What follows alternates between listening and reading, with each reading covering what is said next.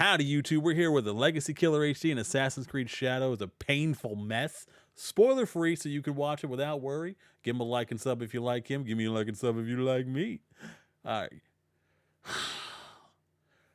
I'm here for the drama, man. I'm here for the Assassin's Creed franchise has changed a lot in the last decade, largely Yes, it in has. part due to declining interest in the formula that put this there's a franchise fabulous on the map. man. Thus brought upon a reinvention with the RPG-like It's our boy. It's our boy. It's The Witcher. formula that draws a lot of its inspiration from the work CD Projekt Red did on The Witcher 3 Wild Hunt in 2015. Say what you will about these newer games, but they have been sales behemoths, and money talks, so Ubisoft have gone all in on this direction, even if it means putting the character's story and parkour stealth-focused approach to the sidelines in favor of non-stop action, more player freedom, and larger-than-life open worlds. The assassin part of this franchise doesn't really matter too much anymore. Not and I really, suppose no. That makes some sense when you're on the 14th entry in the franchise with no end in sight. Fortunately, Ubisoft with the last entry pivoted from a story DLC to standalone game that really leaned into what these games used to be. And while I still found that experience lacking in many ways, Mirage's mission design and approach to open world interactivity stuck with me, and awoke in the realization of just how much Ubisoft has downgraded various gameplay systems in order to fit their RPG-light formula. Don't get me wrong, I have found some enjoyment out of these newer games, but largely I have walked away feeling dismayed with content. None of them are too terrible that you can't enjoy something about them. Like even Valhalla, I hear was so grindy and boring on purpose. Like even then, some of it people really, really liked. Not a ton, mind you, because it got really repetitive and it ended up being not worth a lot of what they were doing. But at least some of what they were doing whenever they were doing the story or they had a mechanic that they liked, like raiding camps or whatever. When they were doing that, they loved the game. But everything else ended up being just a grindy mess. It just feels very disjointed. Origins, at the very least, felt somewhat refreshing at the time. Odyssey went off the rails, barely being connected to the franchise, but also with some extremely fun gameplay mechanics. Valhalla raids were cool, but the game was just endless with a narrative that never really came together. So that's why with Shadows, my excitement was already not really there. Marketing indicated this was more the same, except that the twist with this one was that we were going to be able to play as a shinobi and a samurai. On paper, sounds like a fun idea. Execution-wise, it didn't work at all. This is actually my core complaint with Shadows. Naoe is a fantastic protagonist to control. Yasuke, not so much. She can parkour around a fortress, grapple up and down and around when needed, quietly and quickly traverse environments, and even has some extra flash or pizzazz with different types neither of them are she complete moves from characters. one rooftop to another. He, though, can't climb much. He moves slower, he's louder, he can smash through doors and move heavy objects. Best way to showcase the difference between the two is when they try the leap of faith. Naoe does a smooth jump, while Yasuke clumsily jumps into the pile of hay and plops on out. They're strikingly different, which would be okay if the decision didn't feel so restrictive and limiting to the core gameplay experience. Now, Yasuke's brute size does come with other advantages. Particularly, he enjoys more power, more health, and he can take more damage. Surrounded by a group of enemies, utilizing his dominant strength to break enemy defensive postures can be satisfying, if not a bit too easy. I'd actually argue in combat he is overpowered and surprisingly fast with his movement and dodges, which truly conflicts with everything outside of that with him. There's a lack of balance here, which is frustrating, but it does make a ton of sense that he is only able to use heavy weaponry. However, Ubisoft does take this a step further by having it that all ranged weapons are exclusive to Yasuke, which I absolutely hated. It's just dumb. At least with these recent games and the Warriors Creed that this franchise has become, Eivor, Bayek, or Cassandra Alexios had full access to an arsenal that supported whichever playstyle they wished to embrace, but in Shadows, to differentiate the two protagonists, I assume, Ubisoft made it that the only weapons Yasuke and Naoe both can enjoy is basically a katana, and it drove me nuts because it truly limits one's freedom in gameplay. A better way to put it is that in any of the previous games, you can slowly traverse a building, assassinate targets from above, and then switch to a bow and arrow to take out enemies further out. In this game, that option is taken away and is exclusive to a character that can't climb most walls, and is just not fun to use in stealth, and really not meant for that. He's intended to run through the front door and Really create takes the chaos. assassins Now, out of this dual Assassin's protagonist Creed. system is further problematic in the fact that Ubisoft had to design the game's missions and world around these two playstyles. So what this means is that this too feels limited. I'm sure from a lore and logic standpoint, some of this was obviously going to be an issue, like you can't have Yasuke doing a trailing mission or hiding in a crowd of people, as he's slow, but also his presence is very much felt with him being the only black guy in Japan at the time. So the way Ubisoft worked around this was avoiding a lot of the predicaments achievements and things you would expect in an Assassin's Creed game in favor of, I swear, 90% of the big missions having you infiltrate a heavily guarded fortress to assassinate a target or find an object. You either do it the quiet way or the the whole loud way. game. It also feels extremely scripted, with even animus walls popping up if, say, Nawe takes a pathway around a castle that Ubisoft doesn't want you to take for reasons. The lacking variety becomes noticeable as the game's main narrative pushes forward. This is why a game like Mirage is a nice wake-up call for what this franchise still can be. And you still see tastes of that, especially in the early hours of Shadows, I hear which are almost mixed things about exclusively you playing Mirage, as though. Nawe. But as the game opens up, that's where things accelerate in the wrong direction. And there's really no way to avoid this because of the approach Ubisoft took of having two protagonists that feel and play different. It's just that I never get the feeling that it enhances the experience at all. Even narratively, I found this underwhelming. The early hours, as I said, focus mostly on Nawe, and it gives you an introduction to the conflict at the heart of this game, as well as a motivation for, yes, as usual, the chart full of enemies that you need to track down and take out. Similar to Valhalla, this game has you traveling to a new province and being met to some sort of conflict striking the region, and of course we are here to bring order and peace back. It's a cycle that feels repetitive, and I just can't say I felt connected with much of these stories. You enter said new region, meet with a few forgettable characters, some sort of conflict is revealed, do a quest or 2 or 3 with them, big bad guy is taken out, and then you move on. Rinse and repeat. Some of these characters' journey Kinda with the sounds like what protagonist doesn't Dream Guy stop there, said, as a few correct. appear later on, and or we have some side quests to interact with them again, but it just doesn't have that emotional connection I so desperately want these games to have. Maybe the structure of these games are to blame, but seeing death and devastation strike characters I just met doesn't do anything for me, and there's a lot of that here. And this isn't really an Assassin's Creed problem, but a Ubisoft problem. Most of their recent open-world single-player games run into this wall, and they have not been able to figure out how to get past it. I would assume having like 13 studios and so many different people involved in the creative process hurts the cohesion 13 of themes studios? and stories that Ubisoft wants to tell with these games. Since I would say the early 2010s, 13 studios and they couldn't get this game right? A terrible job What the creating heck? enjoyable characters and narratives. It's been a lot of one-dimensional personalities that feel like they are there solely to exposition dump on us and or serve as a connector to your next Go between your butt cheeks, down between your schnitzel sack, and just No. sniff the suds, and you go, Gross. objective. I could not sit here and name 5 characters from any of the past couple AC games, and even with Shadows I often was rolling my eyes at the dry dialogue that Ubisoft crafted up. Immersing players and getting them to care is not an easy task, but maybe developing your games in studios like a McDonald's is part of the problem. So unfortunately, Shadows does Oh, actually have some burn. good quality moments that are brought down by the sheer amount of crap in the way of that. I would say the game has a solid start. The first 5 or so hours I enjoyed, and then when you get to the open world in full control of both Yasuke and Nawe, it struggled to keep me invested. That would be the next 30 hours. The game starts around the late 1500s and focuses on real historical figures like Oda Nobunaga and the many other clans and outsiders Makes that were sense, around makes during sense. this That guy time. doesn't It's seem a like he time of fits, war. though. You feel that whether you're in Iga or Kyoto. I will say the game's storytelling definitely is a lot slower than I think some are prepared for, especially when it comes to cutscenes and the shitload of times that you're That's following what the character. Dreamcast guy said, Ubisoft okay. writing just doesn't create enough interest Confirmation. to keep you invested. And too many times I really just wanted characters to get to the fucking point, but they didn't. It does pick up a bit towards the end. Forced walking sections, everyone's favorite. Everyone loves it when you make them walk slow and listen to dialogue. But it felt in my mind too little too late. Both Nawe and Yasuke have their own Yikes. character storylines which dive into their past. Nawe's relationship with her father is very much at the center of this game's story and probably one of the few bright spots in terms of story content. Nawe is an exceptional character, while Yasuke is just meh. His outsider identity is explored a decent amount, but doesn't feel truly realize most of the experience, and much of Yasuke's backstory doesn't come until very late. Why is no one surprised when they turn around and see a giant black guy behind them? That's not common back then. You think they'd be a little freaked out. Late in the game, which I felt was an odd decision, but very much so it does have a place in the Assassin's Creed lore, and you do eventually understand why Ubisoft wanted a foreigner to play a role in the game. It's just that the pieces don't fit in this That guy's puzzle. head came the off. pacing of these story missions and when they occur are not linear and are at war He with is the open way world too formula fast for a and guy other that big. conflicts the game is throwing at you and trying to get you to care about. I will give credit where it is deserved, and Nawe is an example of, again, Ubisoft being able to create compelling protagonists.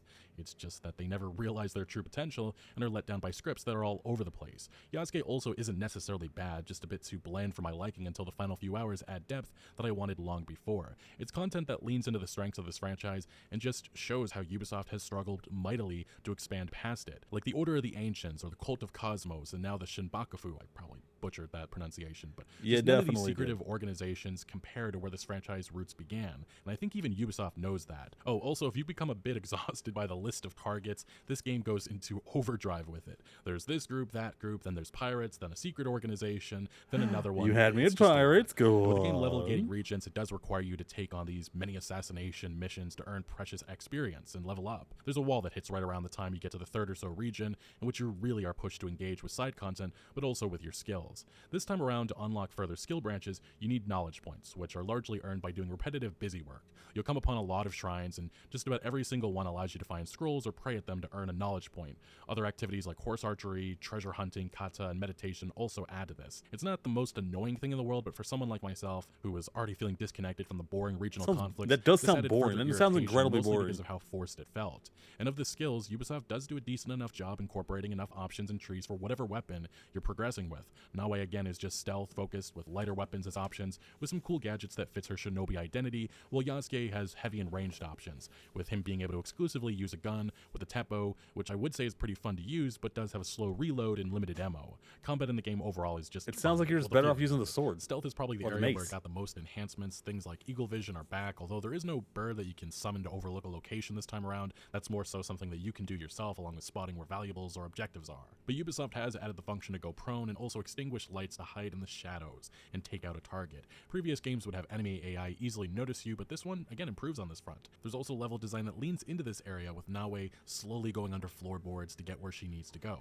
It's a nice touch. Both characters have a light and heavy If you've been posting on YouTube for over a year and are still struggling to blow up your channel, try this.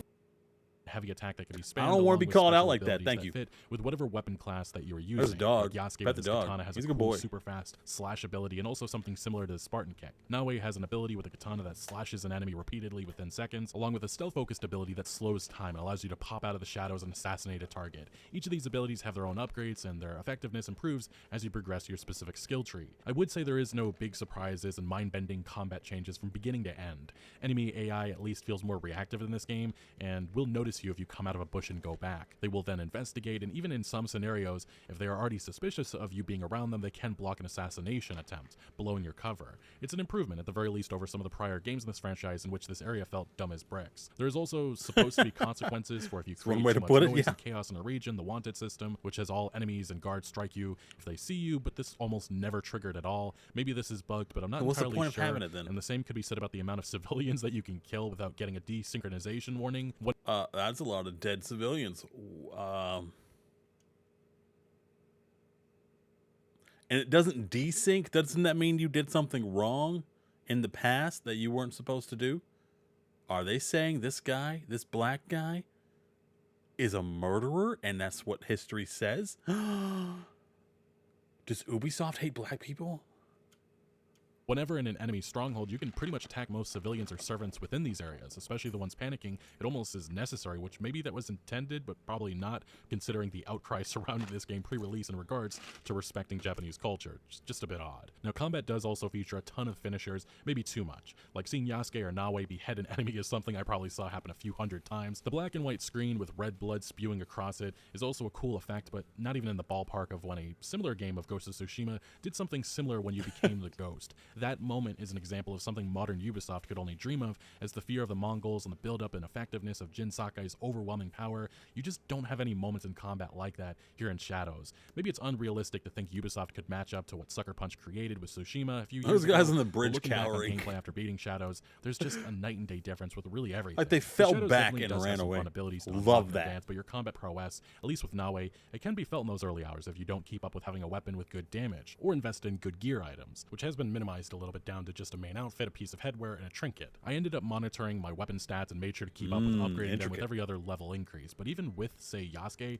I barely concentrated on his weapons, and he was still demolishing enemies. I think that says more about the lacking balance in this regard. It's not like I was playing the game on story mode. The vast majority the of my lack time thereof. was spent on normal difficulty, but managing over upgrades and customizing your weapons with special stat-related engravings all happens at your very own hideout. Like Valhalla, you're once again building a settlement, although this time around, it didn't feel as important.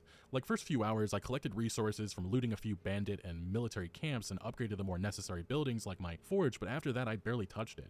Ubisoft obviously wants this to be a big part of the game, as a lot of the side characters eventually make their way here and have further quest lines for you to take on here. There's tons of options to decorate and move things around to your heart's desire. There's also contracts and various gameplay systems you manage over and upgrade here, like the potential of your scouts and forge. Ooh, the detail. I could put dirt there. Or I could put dirt slightly to the right of there. Or slightly to the left of there. Is this the best base builder of all time? You can also travel the open world and stealthily take paintings of animals. How many people do you think care who are playing Assassin's Creed who are like, ooh, I want to build a village and I want to put some dirt places? That's not. It's like they don't know their audience at all.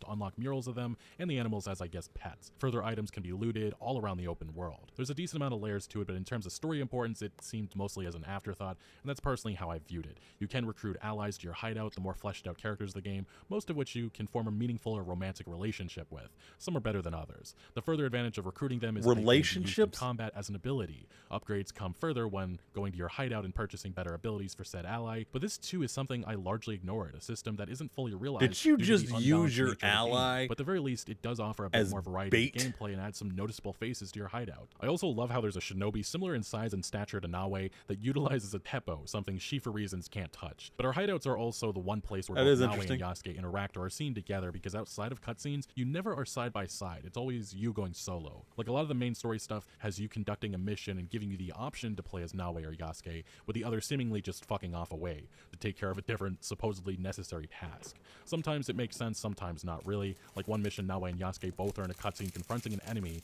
and then the choice of who you wish to fight as pops up, and the other just seemingly disappears. It's just very odd and noticeable. Dialogue options is also here, and it very much so gives you the Why can't illusion you often of choice. Why can't you fight as one and then the other one is like an NPC? So you're still fighting together, but like you're only controlling one of them. Maybe as Yahweh, since she's not good at anything other than stealth, it would be beneficial if the computer was taking over Yasuke and being the tank, while you trying to like jump around, trying to dodge any extra hits, or taking out like ads or something, or trying to apply poisons. I don't know, just like anything better than what they did. Like, certainly there are a few moments in which a character can be killed or spared, but a lot of the time the responses that you can give are angry or slightly inconvenienced. They just don't Up here, guys. Up here. Don't forget to drop a like, leave a comment, and subscribe for more. Me or him, or both, preferably. add much to anything. And there's a few pivotal story situations that I explored if these options led to some crazy different route, but I was disappointed to find out that Ubisoft just adds a fight Another ab. Holy crap. that gets cut off to reach the original conclusion that they assumed players would pick. It's lazy in my opinion, and in one instance I made the wrong choice to see if the game actually made me feel the consequences of it, but nope, Ubisoft's writers immediately then have another character point out the choice I should have made and make it for me. So Shadows really struggles to keep my interest and attention, and this also is extended to how exploration is handled here, as it's very much so you stick to the dirt road and try not to divert much. This is an exclusive issue with this Japanese setting because of the sheer amount of mountainous ranges. In ancient Egypt, a lot of that environment is flat. Ancient Greece, you had a ship that you could use as you made your way around the many islands and locations. Valhalla also enjoyed a flatter open world, but also had your riverboat to traverse around. So certainly a unique challenge of a more vertical open world that Ubisoft doesn't really try to address. Instead, I just learned it the hard way, as going off-road and trying to get to a destination quicker often ended up with me getting stuck in a tree, falling down a steep incline, and or unable to jump on top of rocks. It was a mess. Something that could be avoided with being able to use a grapple hook on above objects that aren't just a building, or better parkour mechanics, or maybe a glider, or just something. Part of me believes they didn't want to introduce further mechanics in this regard. That right there is a shinobi who can't climb up a hill. A slight hill. As this would probably have to be a Nawe exclusive mechanic, and they didn't want players to feel dissuaded from using Yasuke, who again moves very slow. Regardless, nothing is here to address this, and Ubisoft merely tells you to stick to the main road. The guided path that they have as a feature for getting to a new location is very much needed, as there's a lot of twisty roads and ways to get lost. That's that. And the truth is, most of the parts of the environment that you can interact with are the ones that Ubisoft has designed, like being able to jump on a tree will be marked in a bright yellow. The indicator is literally made as blatant as possible. One of the big new mechanics that Ubisoft has added with this entry is the scout system. This is a big part of tracking down quests and acquiring materials. This scout system is, I assume, Ubisoft's response to criticism that they received after Elden Ring released, and people made fun of the design of their games and how there's no sense of discovery or thinking with finding where you need to go. So with your scout, So they replaced it with you being unable to discover anything, and you having to send out scouts to do the work for you. With every single quest, you usually have some hints with where to go, and using your world map to send these scouts to find where the quest specifically is. You only have a certain amount of opportunities to get this right, but typically the hints are very obvious with where you need to go. And even if you use all your scouts and can't send any, you can either reload for in-game cash, change the season, or just go to the specific location and look for the highlighted blue objective marker. The scout system is just not fun. It does nothing to better exploration, really just feels like a chore after a while, and yes, Ubisoft does offer an option to completely ignore the system in the game's menu. I understand their intention with trying to add a little bit more layers to exploration, but this mostly does the opposite and has you barely end up interacting with the locations and instead sitting in a map menu playing Where's Waldo. And that does take away from seeing these locations and all their beauty, because Ubisoft did a solid job creating a war-torn country, and you see that throughout your journey through Japan. Beautifully authentic temples, lush landscapes, and massive lived-in cities and towns. There's a lot of that here. The environmental look and architecture is one of the big compliments I can give the game, along with the seasonal system, which allows you to see these locations in all 4 seasons in different weather conditions. The game was also decently optimized for my PC. I was playing with a 3080 Ti and an older Intel CPU, but didn't run into too many performance issues outside of a few noticeable FPS dips when you arrived at bigger cities like Kyoto. But other than that, it ran pretty smoothly. The only real issue on this front would be some visual bugs. Okay, so the scout system is not exploration. It's you sending other things to explore for you while you do nothing. And when they do explore for you and tell you where to go, the quest log could have just done that. Instead of making unnecessary steps and dragging it out longer than it needed to be. The scout system is stupid and unnecessary.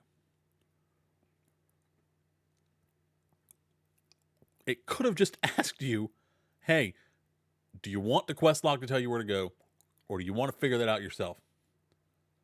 The scout system should not exist. Here and there with lots of pop in with the environment and some lighting inconsistencies, especially when you find yourself in darker regions. But overall, I'd say the extra time Ubisoft gave themselves here went to good use. I'd also say compared to another recent Ubisoft open world game, facial animation is far better, but still lacking in certain interactions. This is a cutscene heavy game, and while you do get some expressions conveying Naoe and Yasuke's feelings, various other characters are a bit lacking and can look a bit wooden in their eyes. It's still an upgrade over what was presented recently in Star Wars Outlaws, but definitely nowhere near the industry leaders of say like Naughty Dog and Rockstar. But it is more than serviceable, and the problems with characters not expressing enough feeling I just think is more of a script problem more than anything else. But I just wish there was more I could say positively about this formulaic game. It's just that the more grounded approach with less mythical nonsense is nice to see, but also the game just never grabbed me at all. Also, I'm specifically speaking to the base game and not the microtransaction store, which yes, features some wacky cosmetics, as well as the ability to buy in-game currency and tools. Make of that as you will, but you know my feelings on stuff like that. It feels like they tried so much harder on the cosmetics than the actual game itself. Which makes sense because we all know why they did it. Sag. Single player games. Shadows, though, does have a few very nice moments, but this is a long game, and I felt more often than not bored out of my mind doing the same activities over and over again. Even the few sequences that you have something different, like a chase sequence, the game literally just stops it and moves forward, even if you really didn't succeed at the task. It's a lot of small stuff like this which grew into an irritation and an audible laugh at how restrictive this design is. It's the illusion of player freedom which defines this game. It is also worth mentioning, Wow. This is the first time He did not chase the guy. The guy just stopped and was like, fine, I'll trigger the cutscene myself. That's bad. There's no consequences. title making use of the Animus Hub, which connects some recent games as a place where you can access all of them in this menu. It's a weird, mostly barren system that does have an item shop and battle pass that can't be advanced with real-world money for now. Like, you can earn this specific new currency by taking on challenges in-game or by finding it as you explore. If the intent isn't there now, it seems like at some point it was, and maybe that still is the long-term goal. It's the only thing that makes sense for why this is being introduced, and for a company in financial trouble, I'm suspicious of things like this. So look, having a Ronin pop out of the bushes and fight you is something to do. Same with raiding castles and camps, or giving an offering to earn some easy experience at the hundreds of mini shrines that make up this open world. The game offers a lot of that. Even for longtime fans of the franchise, there's tons of story content and new lore developments to discover. That's more than enough for a lot of people, but for myself, I just wasn't having fun. And I think there's just far better options on the table right now. Like, while this game isn't anywhere near as controversial with how it was treated pre-release, it still ends up being pretty damn offensive with how it takes my time for granted. It's just another repetitive open world with silly, cartoonishly bad, predictable twists and reveals feels that cease right before they get interesting from a company that has lost the plot on crafting Does the yellow quality thing narrative his content armor? that makes you care. And it's a damn shame because Nawe is an enjoyable protagonist. She's full of a lot of heart, maybe my favorite in years, with a great acting performance, which elevates bland writing and dialogue that I often just wanted to skip. But even her and Yasuke cannot escape the reality that the duo experiment performed on them does not work at all. Combat-wise, it's unnecessarily restrictive and unbalanced. Yeah, it still seems like Story-wise, it's a Yasuke few was solid moments in the completely 30 to 40 unnecessary and hour really main just story, and that's holds just not it good down. enough. In recent years, we've also been spoiled with some fantastic open world feudal Japan games, and I just don't think Shadows holds a candle to, say, Ghost of Tsushima or Nioh or Sekiro. It's bloated, it's boring, it feels restrictive, an open world that feels repetitive, and worst of all, I just wasn't having fun. This is a game that I can't recommend, especially at a time where a few Game of the Year contenders just launched in the last month or so, games that Ubisoft moved away from for good reason. There are a number of improvements here with gameplay such as stealth and parkour that is the best it's felt in years, but it doesn't make up for the many shortcomings that plague this experience. Shadows maybe should have stayed in the shadows. And before we do wrap things up, I want to again thank the sponsor of the video, War Thunder. Okay, you got one ad read out of me. We're not doing another one. Plus, we got 1 minute till we end. Let's go. Give him a like, give him a sub. This is Legacy Killer HD. I think he articulated it very well. And I appreciate that because I was eating my Pop-Tart. That was my dessert. I ate all my dinner. I was a good boy. Please leave a like and sub. Like and sub to me if you like me. Leave a comment down below whether you're playing this game or not. Let me know if you played the game already and if you hated it or if you loved it and why. I would love to hear some positive feedback, but I'm always open for more criticism towards Ubisoft. I don't like being negative, but that's all they are at this point. There's nothing good that they offer. Maybe one day, all the beautiful little assassins out there will get the game that they deserve after all the garbage games they've been putting out. I'll keep my fingers crossed for you guys. Stay safe, stay hydrated, take care of yourself, take care of somebody else. Catch me on twitch.tv/mplaythejolly if you want to watch reactions or gaming live. And love and nachos to all of you. Mwah!